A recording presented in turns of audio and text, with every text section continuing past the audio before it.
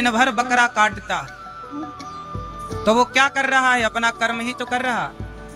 कसाई गैया काट रहा है, बकरा काट रहा है, मुर्गा मुर्गी काट रहा है, तो कसाई काट काट करके क्या कर रहा है? वो अपना कर्म कर रहा है। अब बताओ, वो कर्म बड़ा है क्या? गाय काटने का कर्म करने वाले कसाई का वो कर्म बड़ा है? बोलो। शराबी शराब पी रहा है, क्या बोल रहा? मैं तो अपना कर्म कर रहा हूं। गंजेड़ी गांजा पी रहा है, बोलो क्यों पी रहा? बोला मैं तो अपना कर्म कर रहा हूं। क्यों जी, बात सही है? इस संसार में गंजेड़ी भी अपना कर्म कर रहा है गांजा पी के, शराबी भी अपना कर्म कर रहा है शराब पी के, कसाई भी अपना कर्म कर रहा है गैया और बकरा काट के। तो फिर आप कहते हैं कर्म बड़ा, तो फिर शराबी शराब पी रहा है, तो आपके हिसाब से तो उसका कर्म बड़ा, आप समझ रहे हैं? इसका मतलब है कि कर्म बड़ा नहीं है। कर्म बड़ा बनेगा कब? जब धर्म की कसौटी में कस जाएगा। अच्छा एक बात बताओ,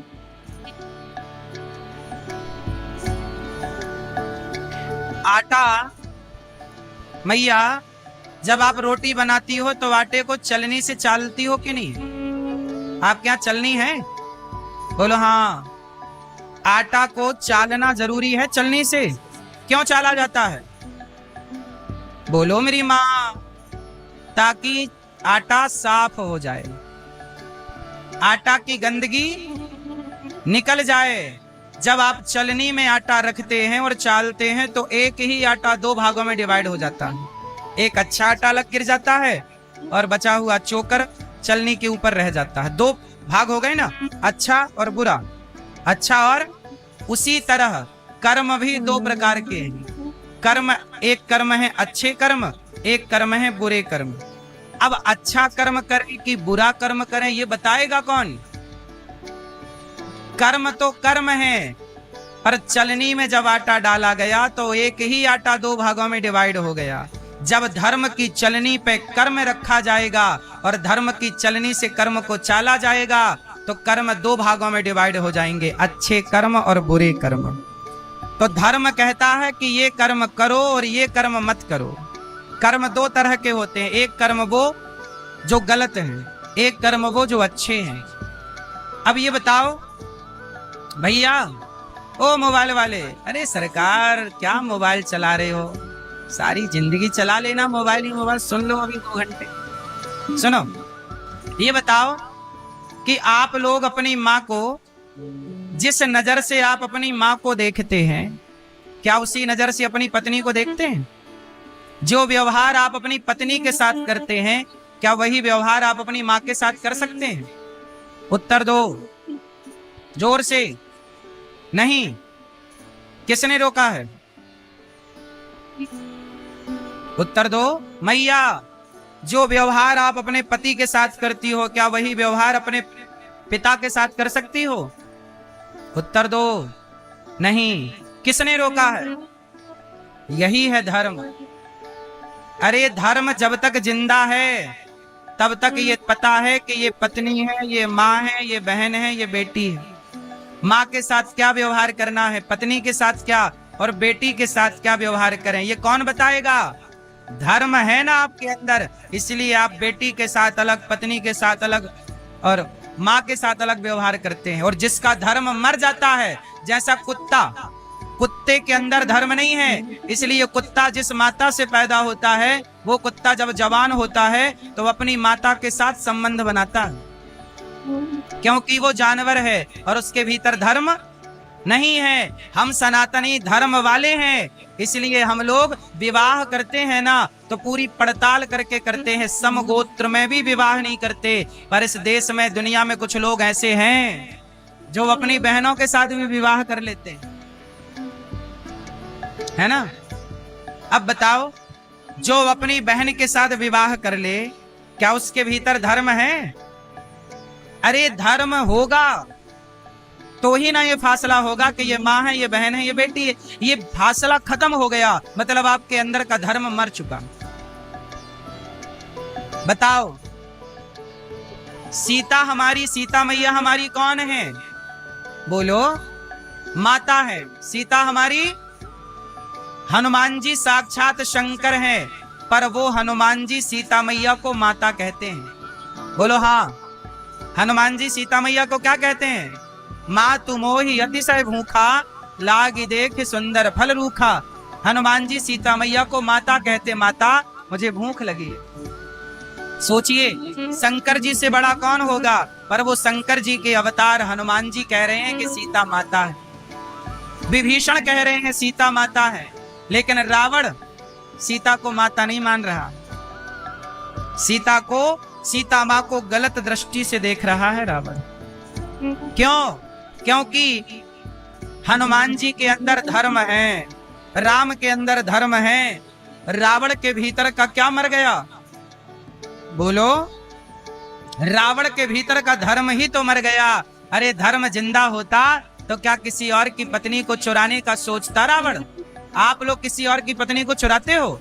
नहीं, आपके अंदर धर्म जिंदा है, और जिस दिन मर जाएगा ना, तब आप भी पड़ोसन को ताकते रह जाओगे। आजकल तो लोग यही कहते हैं, ताकते रहते तुझको सांझ सवेरे। कौन ताकता है? वही लोग जिनके भीतर का धर्म मर चुका है। लोग क्या कहते हैं? सामने वाली खिड़की में एक चांद का टुकड़ा रहता है। सामने वाली खिड़की में चांद कब से रहने लग गया भाई? ये कहने वाले कौन हैं? इनके भीतर धर्म नहीं है साहब। धर्म का सबसे बड़ा नुकसान किया है बॉलीवुड ने। किसने नुकसान किया बताओ जरा, जोर से। बॉलीवुड ने नुकसान किया, बहुत बड़ा नुकसान कर दिया।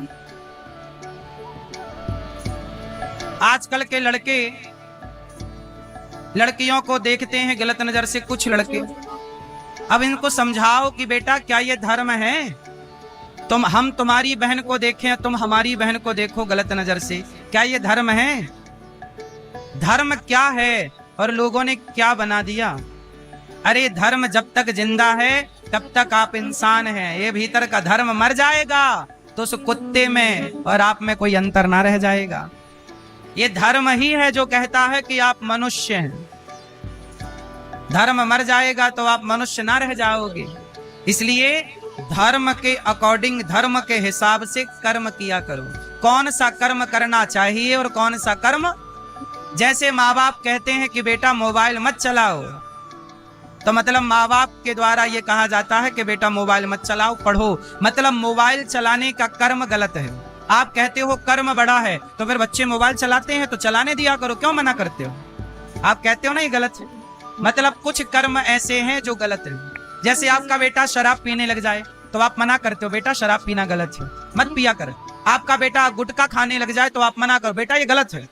मतलब समाज में कुछ कर्म ऐसे हैं जो गलत हैं, और उन गलत कर्मों को माँ बाप भी समझाते हैं कि बेटा ये गलत है। क्यों जी? आप अपने बच्चों को समझाते हो ये गलत है, ये गलत, ये गलत, और आप ये बताते हो ये सही है, ये सही है, ये सही है। तो सही अलग है, गलत अलग है। सही कर्म करना सही है, गलत कर्म करना गलत है। तो ये कौन बताएगा कि ये गलत है और ये सही? अरे धर्म ही है। माँ बाप भले ना हो पर धर्म हो, तो धर्म पर चलने वाला व्यक्ति सही कर्म करेगा, गलत कर्म ना करेगा। धर्म ही माँ बाप है, ये समझो। सबके माँ बाप नहीं होते। बोलो, कुछ बच्चों के माँ बाप पैदा होते ही मर जाते हैं, लेकिन उस बच्चे के भीतर यदि धर्म पैदा हो गया, बचपन से धर्म आ गया, तो धर्म उसके माँ बाप की तरह उसका ध्यान रखेगा। क्यों? मेरे भीतर धर्म है तो मेरा धर्म, मेरा ख्याल माँ बाप की तरह रखता है। मेरा धर्म देखो ना, लाखों रुपए पड़े हो, करोड़ों रुपए पड़े हो, मैं कभी किसी के करोड़ों की तरफ देखता नहीं। क्यों? मेरा धर्म कहता है कि ये गलत है। जो मेरी मेहनत का, मेरी ईमानदारी का जो 10 रुपए है ना, वो मेरा है, और लाखों पड़ा हो मैं कभी नहीं देखता किसी की तरफ। मेरा धर्म मुझे बताता है कि मेरे लिए क्या सही है और क्या गलत। मैं सच बोलता हूं, झूठ बोलने से डरता हूं, क्योंकि मेरे भीतर का धर्म कहता है कि धर्म न दूसर सत्य समाना, आगम निगम पुराण बखाना। सबसे बड़ा धर्म है सत्य बोलना। इसलिए मेरी माँ बच्चों को डॉक्टर, इंजीनियर, एडवोकेट, पायलट बाद में बनाना, पहले धर्म का पाठ पढ़ाकर धर्मात्मा बनाओ उसे, बाकी तो सब बन ही जाएगा। आपका बेटा बेईमान हो गया तो बेईमानी से पैसा कमा भी लोगे तो खुश ना रख पाएगा वो पैसा। रावण ने बेईमानी से लंका कमा ली। लंका किसकी थी? लंका बनाई थी शंकर जी ने माता पार्वती के लिए, पर रावण ने मांग ली कि आप हमें दे दो। दूसरे का घर मांग लिया, दूसरे का घर छीन लिया रावण ने। जल गई कि नहीं लंका? इसलिए कहता हूं, पांडवों का हड़प लिया कौरवों ने, सर्वनाश हो गया कि नहीं? महाभारत क्यों हुआ? क्योंकि पांडवों की संपत्ति हड़प ली कौरवों ने। जब आप दूसरों का धन हड़प लेते हैं तो आपका सर्वनाश हो जाता है। इसलिए गलत काम करने से बचो, बेईमानी करने से बचो। ईमानदारी की रोटियां खाओ, लंबे समय तक खा पाओगे। बेईमानी की खाओगे तो जल्दी बीमार होके मर जाओगे, सर्वनाश और होगा। बात सही है कि गलत है? लंबा चलना है तो धर्म से चलो, थोड़ा चलना है तो बेईमानी से चलो। थोड़ा चलना है तो बेईमानी करो, और लंबा चलना है तो, क्योंकि कोई ना देख रहा हो फिर भी ईश्वर देख रहे हैं। बेईमानी कोई ना देखे, चलो आपने बेईमानी की मैंने नहीं देखा, मैंने बेईमानी की आपने नहीं देखा, लेकिन कोई ना देखे तब भी तो ईश्वर देखते हैं। लाख आंख से देख रहा है तुझे देखने वाला, सच की खेती कर ले चतुर नर, समय गुजरता जाता। मेरे मालिक की दुकान में सब लोगों का है ना। अच्छा भैया ये बात सही है ना? हम भला करते हैं तो भला होता और बुरा करते हैं तो, ये बात सही है कि गलत है? कुछ लोग कहते हैं कि हम तो बड़ा अच्छा करते हैं पर हमारे साथ बुरा होता है। ये प्रश्न गलत है, ऐसा हो ही नहीं सकता, संभव ही नहीं है। संसार की अदालत बिकाऊ है, संसार के लोग बिकाऊ हैं। भरोसा भगवान पर रखिए, उसकी अदालत बिकाऊ नहीं है, बिकता नहीं है। जैसा करेगा वैसा भरेगा। बस याद रखना, God mills grind slow but sure. ईश्वर के घर देर है, अंधेर नहीं। हाँ, माना कि ईश्वर के घर थोड़ा देर लगती है। क्या लगती है? देर है। भला की जय भला होगा, बुरा की जय बुरा होगा, वही लिख लिख कर क्या होगा, यही सबको चुकाना है। वही लिख लिख कर क्या होगा, यही सबको चुकाना है। मैया जी झूठ मत बोलो प्रभु के, भैया जी झूठ मत बोलो प्रभु के। इसलिए धर्म बड़ा कि कर्म बड़ा? धर्म के हिसाब से, धर्म के अनुसार किया गया कर्म श्रेष्ठ है, ना कि अकेला कर्म। इसलिए कहता हूं, कर्मों का दंड भोगना पड़ता है। अच्छा बताओ, दशरथ जी को तड़प तड़प के मरना पड़ा कि नहीं? बोलो हाँ कि ना? मैया, ओ पंचायती मैया, ओ लाल मैया, देखो जरा ऐसे, हाँ सिर घिवा हिला के भैया पंचायत में लगी है। अच्छा ये बताओ, दशरथ जी को तड़प तड़प के मरना पड़ा राम के वियोग में, ये बात सही है कि गलत है? जब राम वनवास गए तो दशरथ जी तड़प रहे हैं। अच्छा आप लोग बता सकते हैं कि दशरथ जी को तड़प तड़प के क्यों मरना पड़ा? उत्तर दो मेरी माँ। दशरथ जी को राम के वियोग में तड़प तड़प के मरना पड़ा। बात सही है कि गलत है? क्यों?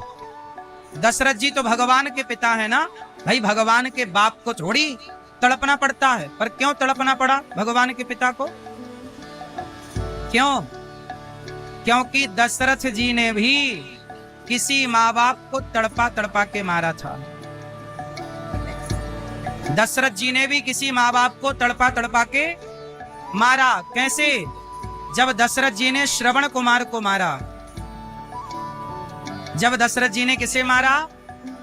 जोर से, जोर से मेरी माँ, पीछे वाली मैया बताओ, दशरथ जी ने किसे मारा? श्रवण कुमार को। जब दशरथ जी ने श्रवण कुमार को मारा तो श्रवण कुमार के माता पिता तड़प तड़प के मर गए। मर गए कि नहीं? जब आप किसी के माँ बाप को तड़पा तड़पा के मारोगे तो आपको भी तड़प तड़प के मरना पड़ेगा, भले आप भगवान के पिता ही क्यों ना हो। ये कर्मों का दंड है साहब। यहाँ भगवान के पिता को भोगना पड़ा तो हमारे और आपको नहीं भोगना पड़ेगा। इसलिए कहता हूँ कर्मों को जरा ठीक ठीक कर लो, अच्छे कर्म करो, गलत कर्म करना छोड़ दो, वरना भोगेगा कौन। जैसी करनी वैसी भरनी, आज किया कल पाएगा। जैसा आज किया है कल वैसा ही पाएगा। इसलिए कहता हूं साहब जरा संभल जाओ, कर्मों को सुधारो। अच्छा, कर्म कैसे सुधरेंगे? हमने बहुत पाप किए होंगे, बड़ा गलत काम किया होगा, कोई बात नहीं। आपने गलत किया, पाप किए, कोई बात नहीं। अब पुण्य कर लो, अब धर्म कर लो, अब अच्छा कर लोगे तो तब किए गए कर्म जो थे वो नष्ट हो जाएंगे। कर्मों को ही कर्म काटते हैं। जैसे कांटा लग जाए तो कांटे को कांटा ही निकालता है। बुरे कर्म हो जाए, बुरा काम हो जाए तो अच्छा काम कर लो। अच्छा कर्म करने से बुरा कर्म नष्ट हो जाता है। भगवान कहते हैं मेरी शरण में आजा, मैं तेरे सारे कर्मों को, पुराने पापों को नष्ट कर दूंगा। अहम त्वा सर्व पापेभ्यो मोक्षयिष्यामि मा शुचः। अच्छा एक बात बताओ, भला कीजिए भला होगा, बुरा कीजिए बुरा होगा, ये बात सही है कि गलत है? मेरी माँ अपने बच्चों को ना भला करना सिखाओ। आप लोग गलती करते हो, आप लोगों ने अपने बच्चों को पढ़ा लिखा के योग्य तो बना दिया, पर आपने अपने बच्चों को मदद करनी, किसी की हेल्प करनी नहीं सिखाई। आपने भला करना सिखाया नहीं। यदि गणित एक विषय है, विज्ञान एक विषय है, हिंदी एक विषय है, इंग्लिश एक विषय है, तो भला करने की शिक्षा भी तो एक विषय है ना। भला करना कौन सिखाएगा? आपके बच्चों को एक पाठ और पढ़ाया करो। क्या पाठ? भला कर बेटा। एक साधु थे, एक द्वार पर गए, भिक्षा मांगी, मैया भिक्षाम देही, भिक्षा दे दो मेरी माँ। तो मैया ने भगा दिया, ए बाबा चल, कोई काम नहीं है तेरा, बस मांगता रहता, चल, भगा दिया। बाबा जी बेचारे साधु जी चले गए, लेकिन उनके आंगन में एक छोटी सी नन्ही सी गुड़िया बच्ची खेल रही थी।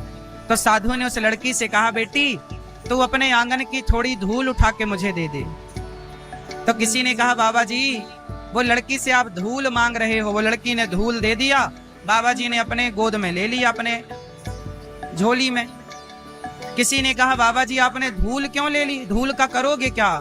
तब संत ने कहा कि भैया इसके माँ बाप ने दान करना नहीं सीखा, भला करना नहीं सीखा, मदद करनी नहीं सीखी।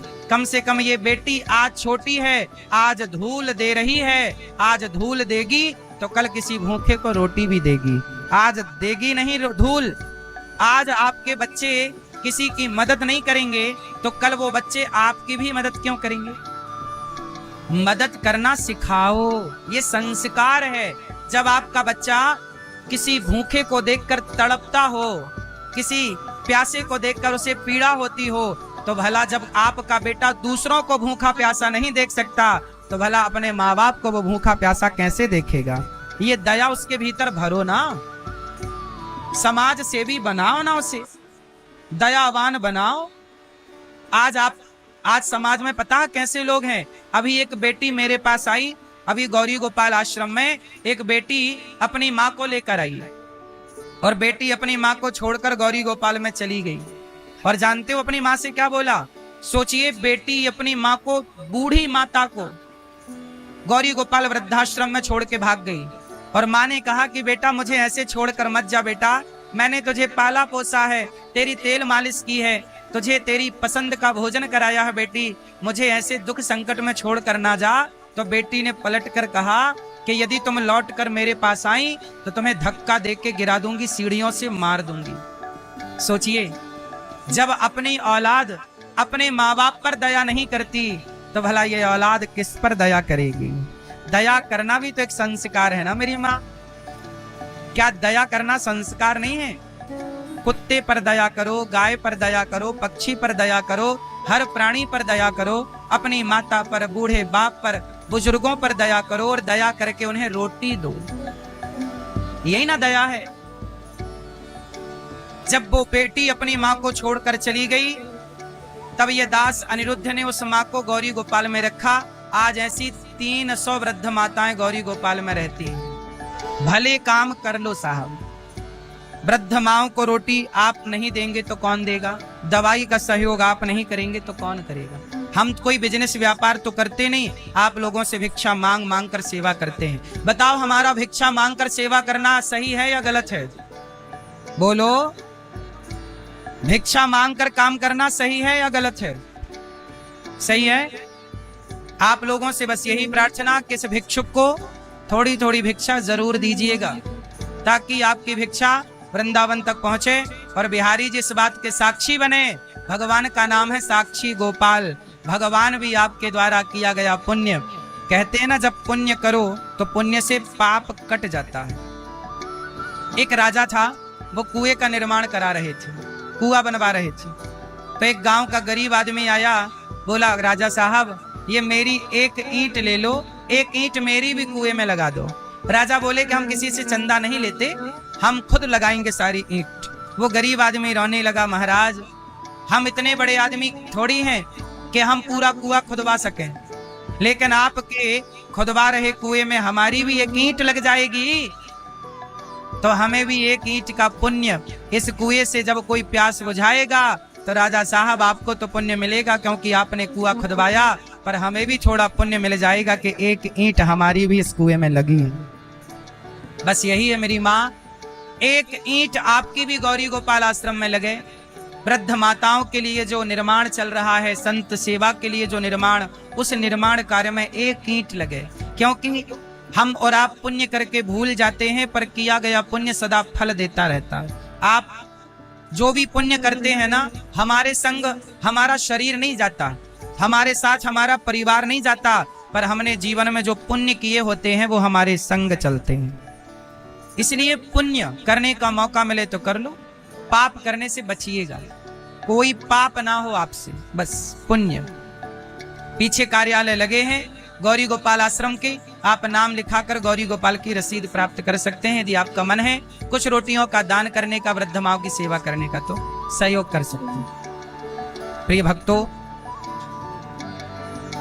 जीवन मिला है अच्छा काम करने के लिए। दशरथ जी ने भी अपने कर्मों का दंड भोगा, कर्म दंड दशरथ जी को भोगना पड़ा, तो हमें क्यों ना भोगना पड़ेगा। इसलिए आप कोशिश करिए कि आपसे कोई गलत कर्म ना हो। कर्मों का फल सबको दिया है।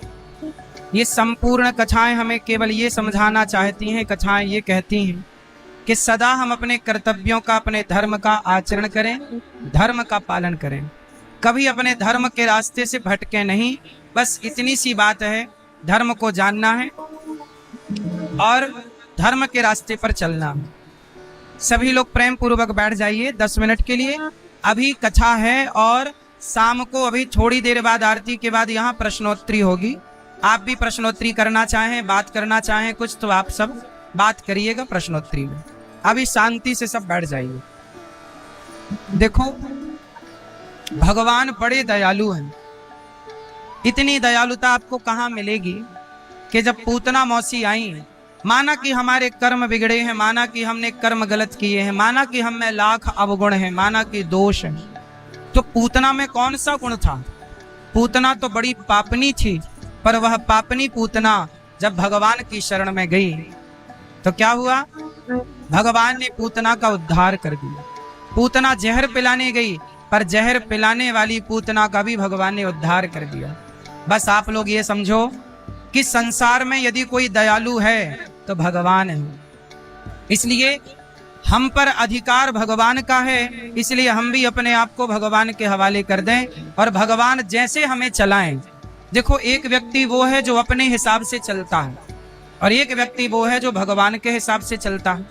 कौन व्यक्ति सही है, अपने हिसाब से चलने वाला या भगवान के हिसाब से चलने वाला? मैया, ओ मेरी माँ, बैठ जाओ। मेरी माँ 5-10 मिनट के लिए बैठ जाओ, बैठ जाओ, सब बैठ जाओ। मेरी माँ बहुत अच्छे हैं ना आप लोग।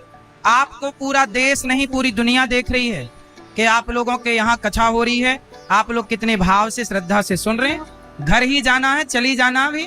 मेरी माँ 10 मिनट और, जरा सी देर में आरती करेंगे। बस छोटी सी एक बात मेरी सुनो, उत्तर दीजिए। चलो आप बताओ, मैया ये बताओ, बादल किसके अधीन होते हैं? बादल किसके अधीन होते हैं? जोर से, जोर से। बादल हवा के अधीन होते हैं। बादल किसके अधीन होते हैं? हवा इस तरफ जा रही हो तो बादल भी इस तरफ जाने लगते हैं, हवा इस तरफ जा रही हो तो बादल भी इस तरफ जाने लगते हैं। बादल अपनी तरफ से कहीं नहीं जाते, हवा जिस ओर ले जाए बादल उस ओर चल पड़ते हैं। उसी तरह बादलों की तरह भक्त को भगवान में समर्पण करना चाहिए कि जिस ओर भगवान ले जाए भक्त उस ओर चल पड़े। भगवान जैसे रखे भक्त वैसे रह जाए, जाही विधि राखे राम ताही विधि रहिए। तो जो भक्त है वो समर्पित भाव से, पूतना गई तो भगवान ने पूतना का उद्धार कर दिया, बड़ी पापनी थी पर उद्धार किया कि नहीं? भगवान कहते हैं जो मेरी शरण में आ जाए वो कितना भी बड़ा पापी हो, सर्वधर्मान परित्यज्य माम एकम शरणम व्रज अहम त्वा सर्व पापेभ्यो मोक्षयिष्यामि मा शुचा। कितना भी बड़ा पापी क्यों ना हो, जो भागवत सुन लेता है। अभी 6 जून से 6 तारीख से वृंदावन में भागवत जी की पोथी पाठ बैठेंगे। आप लोग भी अपने माता पिता के नाम से भागवत जी के पाठ बिठा सकते हैं। आप भी भागवत सुनने के लिए 7 दिन वृंदावन आए, इसी बहाने बच्चों को लाएं। 7 दिन बच्चे भागवत सुने, 7 दिन आप भागवत सुनो। बच्चों को जब भागवत आप सुनवाएंगे तो निश्चित बच्चों की बुद्धि सुधरेगी और वो बच्चे सही रास्ते पर चलेंगे। तो आपसे मेरी प्रार्थना है कि आप भी अपने माता पिता पूर्वजों के निमित्त भागवत जी के पोथी पाठ करा सकते हैं। भागवत जी जरूर सुनना चाहिए, अपने बच्चों को भागवत सुनवाना चाहिए, माता पिता को भागवत सुनवाना चाहिए। जो भागवत सुनता है, जो भागवत की कथा सुनता है, भगवान उनकी व्यथा को सुन लेते हैं। 6 जून से भागवत जी के पोथी पाठ बैठेंगे। आप भी इसी बहाने वृंदावन आओ, 7 दिन प्रेम पूर्वक वृंदावन में रहो, प्रेम से प्रसाद पाओ, दर्शन करो और भागवत जी का पाठ सुनो, 7 दिन की कथा सुनो, पोथी पाठ करा सकते हैं। अभी 29 तारीख से वृंदावन के पास झाड़ी वाले 29 मई से 4 जून तक प्राचीन झाड़ी वाले हनुमान जी के मंदिर में 9 झील शेरगढ़ में कथा का आयोजन होने जा रहा है। आप सभी क्षेत्रवासी कथा श्रवण कर सकते हैं आकर, और दास आप सबका दर्शन करने आएगा। प्रिय भक्तों, बादल जैसे हवा के अधीन है, उसी तरह भक्त को भगवान के अधीन होकर के कार्य करना चाहिए। जो भगवान के अधीन रहता है वो जीवन में कभी दुख नहीं पाता। जानते हो परेशानियां कब होती हैं? परेशानियां तब होती हैं जब हम स्वयं अपने को कर्ता मान लेते हैं। मैं करता हूं, मैंने किया। समर्पण कैसा हो? भरत जी की तरह। भरत जी क्या है? वो बादल है। राम जी क्या है? वो हवा है। राम जी ने भरत जी को जैसे कहा, भरत जी ने वैसा स्वीकार कर लिया। जब तक भक्त और भगवान के बीच में समर्पण नहीं होता तब तक भक्त की भक्ति सार्थक नहीं होती। लोग कहते हैं महाराज जी हम बहुत समय से भक्ति कर रहे हैं, हमें कोई फल नहीं मिला। अरे भक्ति का मतलब क्या है? भक्ति का मतलब है अपने आप को सौंप दो भगवान के चरणों में, हवाले कर दो। जैसे बादलों ने अपने आप को हवाले कर दिया, हवा के अधीन कर दिया, ऐसे अपने आप को अधीन करो तो सही ईश्वर के। आप अपने लिए प्लानिंग करते हैं कि मैं अपने लिए ऐसी प्लानिंग करूंगा, आप अपने लिए कोई प्लानिंग ना किया करिए। आप अपने लिए इतना बेहतर नहीं सोच सकते जितना बेहतर आपके लिए भगवान सोचते हैं। कोई समर्पण करे तो सही। अर्जुन ने, बताओ क्या अर्जुन की इतनी काबिलियत थी कि वो महाभारत जीत सकें? क्या अर्जुन महाभारत जीत सकते थे? नहीं। अर्जुन ने क्या किया? अर्जुन ने अपने आप को उठाकर भगवान के हवाले कर दिया। जब अर्जुन ने अपने आप को भगवान के हवाले किया तो भगवान ही अर्जुन के सारथी बन गए, और जिसकी गाड़ी भगवान चलाएं भला वो अर्जुन हार कैसे सकते हैं? तो आपने अर्जुन की तरह समर्पण नहीं किया। जिस दिन अर्जुन की तरह समर्पण होगा उस दिन भगवान आपके ड्राइवर बन जाएंगे। अभी प्रश्नोत्तरी होगी, आओ आरती की ओर चलें। आरती हमारी भैया मुजफ्फरपुर सेवा संस्थान के लिए तालियां, भैया श्री मृत्युंजय कुमार जी के लिए तालियां, जिनके द्वारा सुंदर सा आयोजन पिंटू सिंह जी व उनकी पूरी टीम के लिए, पुष्प मिश्रा जी, अमित जी, अशोक जी, आशीष जी के लिए सुंदर तालियां, मुकेश जी, सुदृष्ट मिश्रा जी, विपिन जी, प्रकाश जी, गौतम जी, पिंकू जी, विश्वमोहन जी, सबके लिए बड़े प्रेम से खूब खूब कन्हैया, नीतीश जी और अन्नमय जी के लिए, सबके लिए तालियां, क्योंकि सबके सहयोग से सुंदर आयोजन हुआ। आप सबके लिए सुंदर तालियां, आप सबके आयोजन सहयोग से आयोजन हो सका। आओ आरती की ओर चलें। श्रीमन्नारायण चरणौ शरणं प्रवृत्ति श्रीमते नारायणाय नमः। चंद्रमा मनसो जात चक्षुः सूर्यवदनेतो श्रोत्राद्वाय श्रवणाच मुखा ढकनीराता। मन में बसा कर तेरी मूर्ति, सिर काट दिया था। कुल मिला के अर्थ ये निकला मेरी माँ कि माना यदि आप ये कहते हैं कि गुरु द्रोणाचार्य जी ने गलत किया, चलो गलत किया, तो क्या फिर आपके हिसाब से ये सही था कि वो दुर्योधन के संग खड़ा हो जाता? नहीं। और गलत किया तो गुरु द्रोणाचार्य जी को भी उसका दंड मिला है। किसी गुरु को अपने शिष्य के साथ ऐसा नहीं करना चाहिए जैसा गुरु द्रोणाचार्य ने एकलव्य के साथ किया। पर क्या करें, गुरु जी की मजबूरी थी। वो केवल गुरु नहीं थे, त्रिकालदर्शी ऋषि थे, समाज के रक्षक थे, समाज की सेवा करते थे। देश में किसी के साथ गलत ना हो, इसकी चिंता, इसका ख्याल हम सबका धर्म है, ख्याल रखना। हमारा एक निर्णय गलत लेने से आप आपस में लड़के मर जाएं तो क्या हमें यह निर्णय लेना, अरे हम मरें तो मर जाएं, हमारे गलत निर्णय से हमारे देश में नुकसान ना हो, हमारी देश की आम जनता का नुकसान ना हो, हमारे गलत निर्णय लेने से आपको क्षति पहुंचे, ये तो कोई न्याय नहीं हुआ। इसलिए गुरु द्रोणाचार्य ने उस सिचुएशन पर जो किया, उस परिस्थितियों को देखकर जो किया, उस काल उस समय के हिसाब से वो सही था। हमने दोनों स्थितियां आपके सामने रखी हैं। तो कहने का तात्पर्य हमारा ये रहा है कि शास्त्रों में लिखा बहुत कुछ है, पर लोग उसका अर्थ गलत कर देते हैं। कई लोग शास्त्रों पे, अरे कई, अब जैसे इस मुद्दे पर ना लोगों ने बड़ा, कई लोग कहते हैं कि अब देखो इसको जात पात से लोग जोड़ देते हैं। कई लोग कहते हैं एकलव्य तो दलित थे, इसलिए गुरु द्रोणाचार्य जी चाहते नहीं थे कि ये धनुर्धर बन जाए। अरे भाई, वहां जातवाद तो था ही नहीं उस जमाने में, लेकिन आज के लोग इस कथा को जात से जोड़ देते हैं, जबकि उस जमाने में जातवाद क्या था? जब महाभारत की रचना हुई, महाभारत लिखा गया या महाभारत हुआ, उस समय कोई जातवाद था? कोई जात नहीं थी, जातवाद नहीं था, सबका अधिकार था,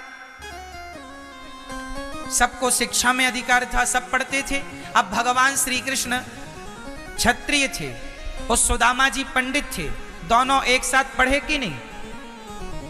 राम जी क्षत्रिय थे और निषाद राज शूद्र थे, दलित थे, आज की भाषा में कोल भील थे, लेकिन राम के साथ वशिष्ठ जी के यहाँ दोनों पढ़े कि नहीं?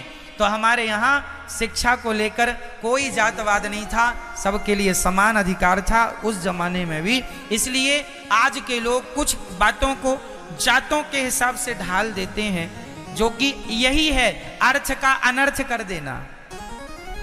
ये क्या है? अर्थ का अनर्थ कर देना, अर्थ का अनर्थ है। जबकि हमारे शास्त्रों में तो हम चारों को भाई बताया गया है, ब्राह्मण क्षत्रिय वैश्य शूद्र, हम चारों एक पिता की संतान बताई शास्त्रों में। हमारे यहाँ कोई भेदभाव नहीं रहा। राम जी तो शबरी के जूठे बेर खाते हैं, राम जी तो निषाद राज को गले से लगाते हैं, भीलों के राजा हैं निषाद राज जी। राम जी तो केवट के यहाँ जाते हैं और उसकी डांट खाते हैं, केवट डांटता है खड़े रहो, हम पाँव नहीं धोएंगे तब तक पार नहीं लगाएंगे, तो राम जी केवट की डांट खा रहे हैं। ये प्रेम के बल पर ही हो रहा है ना मेरी माँ। भगवान प्रेम के अधीन है, जातवाद के अधीन नहीं है। तुम्हारी जात कितनी भी श्रेष्ठ हो, प्रेम नहीं है तो हम जात का क्या करेंगे? भगवान कहते हैं प्रेम हो, राम ही केवल प्रेम प्यारा, प्रेम चाहिए, जात नहीं चाहिए। जात जो है सब अच्छी है। इसलिए आज के कुछ लोग हमारे शास्त्रों की बातों को जातवाद से जोड़ के समाज में एक आपस में लड़ाई झगड़े का माहौल बना के रखते हैं। इसलिए शास्त्रों को जब भी पढ़ा करो, जो समझ में ना आए गुरुजनों से जरूर पूछा करो कि ये लिखा है तो इसका अर्थ क्या हुआ, तब वो बताएंगे, वो सही अर्थ तब होगा। नहीं अपने मन से तो कुछ भी आप अर्थ करते रहेंगे। जैसे हमने आपको कई का त्याग, आप अपने आप को पवित्र कीजिए, इच्छाओं का त्याग करके अपने आप को पवित्र करके अपने आप को, अपने मन को, अपने अंतःकरण को प्रभु के चरणों में समर्पण कीजिए। हे नाथ, मैं आपको कभी भूलू नहीं। बोलो हे नाथ, मैं आपको कभी भूलू नहीं। पत्रम पुष्पम, कौन सा पुष्प भगवान को चढ़ाएं? पुष्प का नाम है सुमन, सुंदर मन। सु मतलब सुंदर, मन मतलब मन। अपने मन को सुंदर करके फिर वो मन भगवान में चढ़ाओ। पत्रम पुष्पम फलम, कौन सा फल चढ़ाएं भगवान को? अच्छे अच्छे कर्मों का। अच्छे कर्म करो, सौंप दो। आप भगवान को क्या चढ़ाते हैं? नारियल। कोई नारियल कोई तुम्हारे बाप दादों ने बनाया है क्या? क्यों मैया? कौन सा फल चढ़ाती हो भगवान को? नारियल, केला। और मैया केला खरीदने गई, भैया ये केला का भाव दिया? बोले 15 रुपए दर्जन। अरे कोई सस्ते वाले दे, पूजा के लिए हैं। हाँ ये 6 रुपए दर्जन है। 6 रुपए दर्जन? हाँ दे दे, चल पैक कर। वो इतना सस्ता का है? अरे बोले फेंकने जा रहा था। तुम आई हो तो ले लो। आदमी पूजा वाला ऐसे ही करता है। ए भैया पूजा वाली सुपारी देना जरा। पूजा वाली सुपारी इतनी इतनी सी होती है, चुक्की चुक्की सी, और वो भी सड़ी। पूजा वाली सुपारी साड़ी सड़ियां सड़ी होती है। लेकिन आपको चाहिए किसके लिए? भगवान के लिए। भगवान के लिए सड़ा, और भगवान में सड़ा देंगे आपको तो रोगे। आप अपने लिए लेती हो बड़ी सुपारी, तो भगवान के लिए पूजा वाली सुपारी। हाँ या ना? अच्छा बताओ, ये व्यवहार लोगों का है कि नहीं भगवान के प्रति? अपना खाएंगे बिंदास, अच्छा, और भगवान के लिए ऐसे। कुछ लोग तो इतनी सी कटोरी में, चुटकी सी कटोरी में शक्कर भर लेते। शक्कर, हाँ, शक्कर का भोग लगा ले भगवान खा से। और दिन भर में भगवान को शक्कर ही मिल पाई है, और अपना पराठे बना बना और खीर बना बना और खूब खा रहे हैं, और भगवान शक्कर। ये तो समर्पण है तुम्हारा। भगवान के संग भेदभाव जो करते हो, क्या ये भगवान नहीं देखते? तुमने फूल चढ़ा दिया, माला चढ़ा दी, और आपको क्या लगा? बस हो गया? जरूरत नहीं है औपचारिकताओं। भगवान को प्रेम कीजिए, प्रेम समर्पण से आएगा। जो खाओ पहले भोग लगाओ, प्रभु आप खाइए फिर, और वही खाओ जिसका भगवान को भोग लग सके। जिसका भोग ना लग सके उसको आप ना खाओ। अब आप लोग कहते हैं महाराज जी हम तो प्याज लहसुन खाते हैं। हाँ, प्याज लहसुन खाना पाप नहीं है, आप खाते होंगे, अच्छा है। परंतु बताओ क्या भगवान को भोग लगता है? तामसी है इसलिए नहीं लगता। अब कुछ लोग तो गुरु मंत्र इसलिए नहीं लेते, कुछ लोग तो कथा इसलिए नहीं सुनते, अरे कथा सुनने लग जाएंगे हमारी प्याज लहसुन छूट जाएगी। प्याज लहसुन भी छोड़ना पड़ेगा। मत छोड़ो, आप मत छोड़ो, पर ये बताओ कि आप भगवान के लिए बिना लहसुन प्याज का बनाते हो और भोग लगा देते हो, और अपने लिए फिर उसमें अलग से छौंका लगा के, आटा लगा के फिर खाते हो। तो आप बताओ मुझे कि ये भगवान के प्रति भेद है या नहीं? अपना कुछ भगवान को। अब आप कहो जी वो हमारी आदत हो गई लहसुन प्याज खाने की, स्वाद नहीं आता। जगन्नाथ जी में भोग लगता है भगवान जी को बिना लहसुन प्याज का। गौरी गोपाल भगवान जी का प्रसाद बढ़ता है। आपने कितने लोगों ने प्रसादी पाई गौरी गोपाल जी की रसोई की? खाए? नहीं खाए तो खाइए, प्रसादी पाइएगा। पूरा प्रसाद बिना लहसुन प्याज का होता है 12 महीना। आप बताओ कैसा था स्वाद में? अच्छा था? अच्छा था, इसमें लहसुन प्याज नहीं था। तो क्या मतलब? हम वही खाएंगे जो हमारे भगवान को भोग लगेगा। भोग लग गया सूखी दाल का तो हम सूखी खाएंगे। बिना घी चुपड़ी रोटी का भोग लग गया है तो भगवान को बिना घी चुपड़ी, और बाद में हम अपने लिए घी चुपड़ लें, ये तो कपट हो जाएगा। या तो घी चुपड़ के भगवान को लगाते, फिर वो प्रसाद बनता। तुम ही निवेदित भोजन करहीं, बिना भोग लगाए, बिना समर्पण किए नहीं पाना चाहिए। ये भक्तों के लक्षण है। यदि देखो भक्त बनना है तो कुछ तो नियम होंगे ही ना। अब शादी, जिन लड़कियों की शादी नहीं होती, इन्हें कोई नियम नहीं है कितने बजे सो के उठना, कितने बजे सोना, इन्हें ना मांग भरना, ना मंगलसूत्र पहनना। पर यही लड़की कल ब्याह कर लेगी ना, तो इसे नियम में बंधना पड़ेगा। बंधना पड़ेगा कि नहीं? मांग भी भरनी पड़ेगी और मंगलसूत्र भी पहनना पड़ेगा। क्यों जी, बात सही है? तो बंधन तो आएगा, थोड़ा तो नियम फॉलो करना पड़ता है। क्यों, सही है? मांग भरनी पड़ती है कि नहीं? फिर ऐसे ही भक्ति करने चले हो, भगवान को पाने चले हो, तो कुछ चीजों का त्याग तो करना पड़ेगा ना मेरी माँ। अब आप सोचो त्यागना ना पड़े और सब मिल जाए, ऐसे ही तुम्हारे बाप दादे सोच सोच के मर गए। उन्हें क्या मिला कि तुम्हें क्या मिल जाएगा। सुदामा देखो, भगवान के पथ पर चलना सरल भी नहीं है, तो क्यों ना हम अपनी आदतें वैसी बना लें जो प्रभु आपको पसंद होगा, हम वही काम करेंगे। अब समर्पण तो ये है। अब देखो ना, ये अनिरुद्धाचार्य है, मैं वही खाता हूं जो भोग लगता है। हमें चाह ही नहीं है, 56 भोग खाने का मन ही नहीं है सरकार। इच्छाओं को ही हमने कम कर दिया। इच्छाओं के कारण माथा पच्ची होती है, इसी को कम करो। सादा जीवन, उच्च विचार। हमारे भगवान और हम जो खाएंगे वही खिलाएंगे। और सुनो, केवल भगवान को नहीं, गौरी गोपाल आश्रम में जो आप लोग प्रसाद पाते हो, जो दाल आप खाते हो, सब्जी आप जो खाते हो, वही दाल सब्जी, वही प्रकार की का चावल ये दास अनिरुद्ध भी भोग लगा के वही खाता है, अलग से नहीं। मैं आपको अलग खिलाऊं, अपने को अलग बनाऊं, ऐसा नहीं है साहब। यदि मैं आपको अलग खवाऊंगा, अपने को अलग खाऊंगा, वो कपट हो जाएगा। आपका मेहमान आए और आप उसे सूखा रूखा खवाओ और आप अंदर जाके खीर पूरी खाओ, तो ये मेहमान के साथ कपट हुआ कि नहीं? मेहमान कोई रोज थोड़ी आते हैं, आप कोई गौरी गोपाल रोज थोड़ी आते हो, कभी कभी तो आप आते हो। तो मेरा धर्म है कि आप आए हैं, तो मैं आपके साथ बिना कपट के जो खाता हूं, साहब सच बोल रहा हूं, जो ये दास अनिरुद्ध खाता है वही गौरी गोपाल आश्रम में सबके लिए बंटता है। सब कोई भी खाओ, वही क्वालिटी, वही चीज, कपट नहीं। कपट करके क्या करेंगे? बांध के ले जाएंगे क्या? कौन ले गया क्या बांध कर? इसलिए बांध कर ले जाने की चक्कर में ना रहो, बांध के ले जाने के। हाँ, मेरे अपने कुछ सिद्धांत है।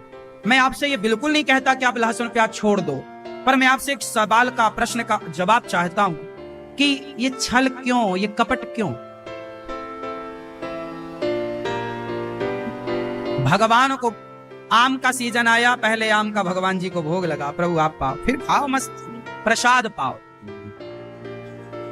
जो हो रहा है उसे भगवान की इच्छा मानो। मेरे जीवन में सुख ही है ऐसा नहीं है, दुख भी आता है, कष्ट भी आते हैं, संकट भी आता है, पर हर स्थिति में भगवान के भरोसे हैं। जीवन सुखमय है तो अभिमान में नहीं डोलते, जीवन में किसी चीज की कमी है तो रोते नहीं हैं। भगवान जैसे रखें आनंद से रहते हैं। तेरे फूलों से भी प्यार, तेरे कांटों से भी प्यार। हमें केवल फूलों से प्यार है ऐसा नहीं, भगवान सुख दिए हैं वो भी प्रभु का दिया है, और जीवन में जो कष्ट आएगा, जो संघर्ष का सामना करना पड़ेगा, वो भी ईश्वर का प्रसाद है। समर्पण किसे कहेंगे? यही तो समर्पण है कि जैसे रखे राम जी रहना चाहिए, भगवान जैसे रखे वैसे में रहो, ये समर्पण। समर्पण का मतलब ये नहीं कि हम कुछ खाएं और भगवान कुछ खाएं। ये तुम खाओ मछली चावल, कुछ लोग खाते हैं ना मछली चावल। अब इसका मतलब ये नहीं है कि तुम मछली चावल का भगवान को भी भोग लगाने लग जाओ। वही खाओ जो सात्विक खाने योग्य है, भोग लगाने योग्य है। तो भगवान कृष्ण को मैया ने उखल से बांधा और भगवान बंध गए। कितने अंगुल रस्सी कम पड़ी? 2 अंगुल कम पड़ी। जब कृपा करी तो बंधे। भगवान तब बंधेंगे जब आप पर कृपा होगी। अच्छा ये बताओ, भगवान की कृपा पाने के लिए क्या करना पड़ता है? आप बताओ। अच्छा छोड़ो, भगवान को कितने लोग पाना चाहते हैं? हाथ उठाओ। एक चीज छोड़नी पड़ेगी, बताओ तैयार हो? तैयार? छोड़ दोगे क्या? भगवान को पाना है तो एक चीज छोड़नी पड़ेगी। क्या? अभिमान, एटीट्यूड, घमंड। क्या छोड़ना पड़ेगा? जोर से, जोर से। क्या? घमंड। यदि घमंड छूट गया तो भगवान में मन लगेगा, घमंड नहीं छूटा ना लगेगा। इसलिए अभिमान। अच्छा, आप में से कितने लोगों को अभिमान है? कृपया कंफर्म कराओ। जिसको है वो हाथ उठाएंगे। आपको अभिमान नहीं है? कितना झूठ बोलती हो मेरी माँ। क्यों, आपको अभिमान है? नहीं, झूठी मैया।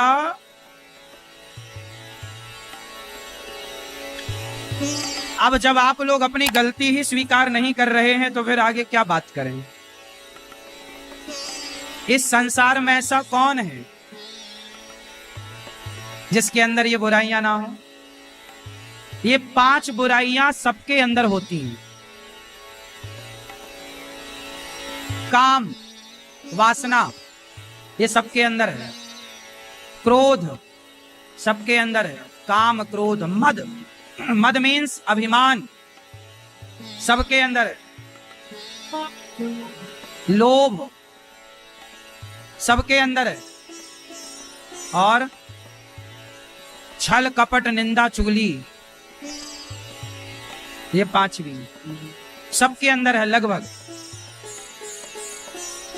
आप लोग जब तक ये स्वीकार नहीं करोगे कि हमारे अंदर गलती है, जो गलती स्वीकार करेगा वही गलती सुधार कर सकता है। जो स्वीकार नहीं करेगा, सुधार क्या करेगा? स्वीकार तो कर ही नहीं, तो स्वीकार नहीं है तो सुधार नहीं हो सकता। जैसे हमने पूछा कि अभिमान कौन कौन करता है, कुछ लोगों ने हाथ नहीं उठाए, कुछ लोगों ने उठाए। तो आपने नहीं उठाया, सच्ची बताओ क्या अभिमान नहीं है आपके अंदर? नहीं, ऐसा हो ही नहीं सकता।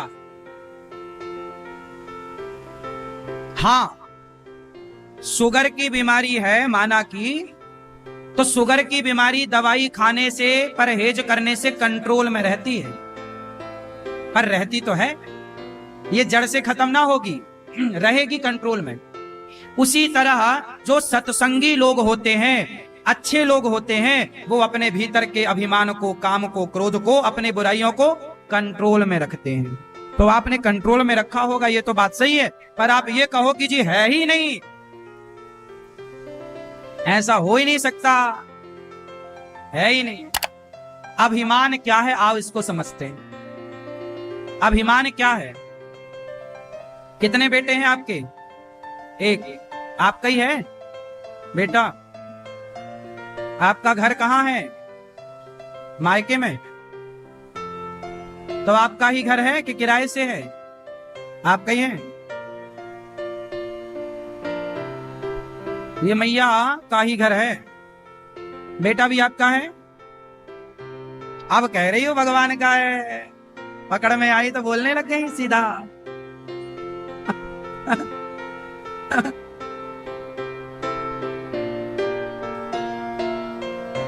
ये मैया वही अभी कह रही थी नहीं हमारे में कोई अभिमान नहीं है, और एक बेटे की मां बनी बैठी है, मेरा बेटा है।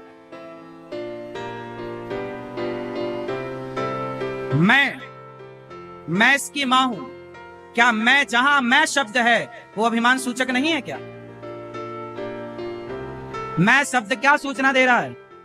मैं मीन्स जोर से, मैं इस बच्चे की मां हूं, ये अभिमान है। मैं इस घर की मालकिन हूं, ये अभिमान है। जहां मैं है वो, अब आप क्या बोल रही थे अभी? मैं अभिमान नहीं। अभिमान इतने सूक्ष्म तरीके से आपके अंदर बाहर रहता है कि आपको पता ही नहीं लगता। ये बुराइयां इस तरह प्रवेश करती हैं, ये आपका एक का दोष नहीं है, हम सब इसके गुलाम हैं। ये संसार बना ही इस अच्छाई बुराई से। कौन बचता है इस बुराई से? वही जिसे भगवान बचाते हैं, वरना सब। तो अभिमान त्याग दो कि मैं कुछ हूं, अभिमान त्याग दो कि मेरा कुछ है। आप कहती हो मेरा बेटा मेरा घर, ना, ऐसा नहीं। ऐसा कहो कि मेरा घर नहीं, भगवान का घर है, हम भगवान के घर में किराएदार हैं। बेटा भगवान का है, भगवान ने हमें एक बेटे की, 2 बेटे की, 4 बेटों की जिम्मेदारी दे रखी है। ये फैक्ट्री, ये दुकान, ये खेत खलिहान भगवान के हैं, भगवान ने हमें जरा सी जिम्मेदारी दे रखी है। ये भाव रखो कि हम ईश्वर की जिम्मेदारी, ईश्वर का कार्य कर रहे हैं उनके बनकर। ये अभिमान नहीं कि मैं हूं, इस अभिमान से अपने आप को हटाओ, मैं कुछ हूं। बात समझ में आई? मैं कौन हूं? मैं प्रभु का दास हूं। ये जो कुछ है ये मेरा नहीं, जो कुछ दिख रहा है सब भगवान का है। नाच सकल संपदा तुम्हारी, मैं सेवक समेत सुत नारी, प्रभु सब कुछ आपका। ये अभिमान सब त्याग दो, ये क्रोध कंट्रोल करो, ये वासनाएं कंट्रोल, सारी बुराइयां। देखो हम सब बुराई के पुतले हैं, मैं भी बुराई का पुतला हूं, लेकिन अपनी बुराइयों को हावी मत होने दीजिए। काम वासना बुरी नहीं है, यदि पत्नी तक सीमित है तो, पति तक सीमित है तो। यदि पत्नी और पति से काम वासना अन्य पराई स्त्री पराई पुरुष में गई तो बुरी है, हाँ या ना? क्रोध बुरा नहीं है यदि वो सीमित है तो। आप विवेकवान बनो, जहां क्रोध की जरूरत है वहां क्रोध करो, तो क्रोध अच्छी चीज है। बच्चे उधम कर रहे हैं, मान नहीं रहे हैं, क्रोध करके डांटो। पितामह के सामने द्रौपदी की साड़ी खिंच रही है, पितामह को क्रोध करना चाहिए। ए दुशासन क्या कर रहा है? नहीं किया, बाणों की सैया मिल गई। जटायु ने गुस्सा किया, रावण, ए रावण मेरी सीता बेटी को कहां ले जा रहा है, चल। रावण पर जटायु जी ने क्रोध करना अच्छा है वहां पर जहां जरूरत है। काम वासना ना होती तो तुम्हारे बच्चे ना होते, तो जरूरी है, पर केवल पत्नी और पति के लिए। तो हर चीज ईश्वर ने बनाई है वो गलत है ही नहीं। काम, क्रोध, लोभ, लोभ गलत नहीं है साहब। लोभ कहां गलत है? मैं कितना लोभी हूं। आप केवल अपना पेट भरना चाहते हैं, आप कम लोभी हैं। अनिरुद्धाचार्य ज्यादा लोभी है कि मैं चाहता हूं कि गौरी गोपाल आश्रम में हजारों जो लोग आते हैं सबका पेट भर जाए, सबको भोजन मिल जाए, सबके लिए मैं आपसे भीख मांगता रहता हूं। तो आपसे ज्यादा लोभी तो मैं हूं, पर मेरा लोभ सही दिशा में है। लोभी तो मैं आप लोगों से ज्यादा हूं, लेकिन मेरे लोभ की दिशा सही है, हाँ या ना? तो लोभ गलत नहीं है। यदि आप अपने परिवार का पालन करने के लिए पैसे का लोभ करते हैं तो गलत नहीं है, पर ईमानदारी से ही कमाना। लोभ रखना गलत नहीं है साहब, लोभ के कारण बेईमानी करने लग जाना वो गलत। लोभ करना बुरा नहीं है, बिना लोभ के गृहस्थी चलेगी नहीं। तो लोभ तो ईश्वर ने बनाया, कोई मेरे बाप ने थोड़ी बना दिया है। तो ईश्वर की बनाई ये सृष्टि है, तो लोभ तो है। अब मुझे लोभ क्या है? मैं बहुत बड़ा लोभी आदमी हूं। देखो आपकी एक माता है, एक माँ है आपकी, पर मुझे देखिए इतना लोभ है। मुझे लगता है कि गौरी गोपाल आश्रम में बहुत सारी वृद्ध माएं आती हैं इस भरोसे से कि मेरे बेटे ने भले निकाल दिया है, अनिरुद्धाचार्य मेरा बेटा बनकर सेवा करेगा। इन माओं के लिए, 1000 माओं के लिए, उन माओं को रहने के लिए उनका घर बनाने जा रहा हूँ, उन माओं के लिए घर बना रहा हूँ भगवान की कृपा और आपके सहयोग से। तो मुझे लोभ है कि मैं 1000 माओं की सेवा कर सकूं, ये लोभ ही तो है। भगवान मैया के बंधन में बंध गए, नलकूबर मणिग्रीव पर कृपा की, फल बेचने वाली माता सुखिया पर कृपा की, अघासुर पर कृपा की, ब्रह्मा जी का मोह भंग हुआ, धेनुकासुर पर कृपा, कालिया नाग पर कृपा, प्रलंबासुर पर कृपा। गोपियों ने एक सुंदर वेणु गीत गाया, भगवान ने गोपियों का वस्त्र हरण किया, बाद में लौटाया, कहीं निर्वस्त्र होकर नहाने की परंपरा ना बने। यज्ञ पत्नियों पर कृपा करके मैया 56 भोग बना रही थी। भगवान ने कहा मैया किसके लिए? बोले इंद्र के लिए। भगवान ने कहा इंद्र की नहीं, गिरिराज जी की पूजा करो। आओ सभी लोग मानसिक रूप से गिरिराज जी चलते। भगवान ने गिरिराज जी की पूजा की, 56 भोग लगाया। एक रूप से भगवान खा रहे हैं, दूसरे रूप में खिला रहे हैं। गिरिराज जी को मानसी गंगा में स्नान कराया, गंगा से परिक्रमा लगाई, गिरिराज जी को 56 भोग लगाकर घर आए। इंद्र ने मूसलाधार पानी बरसाया। तब खेल ही खेल में भगवान ने गिरिराज जी को धारण किया। बोलिए गिरिराज धरण भगवान की। सारे ब्रजवासी तलहटी पर आए, खूब 7 दिन तक पानी बरसता रहा। भगवान ने देखा पानी बरस रहा है, इंद्र ने क्षमा मांगी। भगवान ने 7 दिन बाद गिरिराज जी को स्थापित की। इंद्र ने भगवान की प्रार्थना की, क्षमा मांगी, परिक्रमा लगाई, चले गए इंद्र अपने स्वर्ग। भगवान गिरिराज जी को स्थापित किए। फिर मैया 56 भोग लगा रही हैं भगवान को। आओ मैया यशोदा लाला की सेवा में लगी, प्रेम से कन्हैया अपनी मैया के साथ आनंद से घर में विराजे। मैया भोग लगा रही हैं, आओ भोग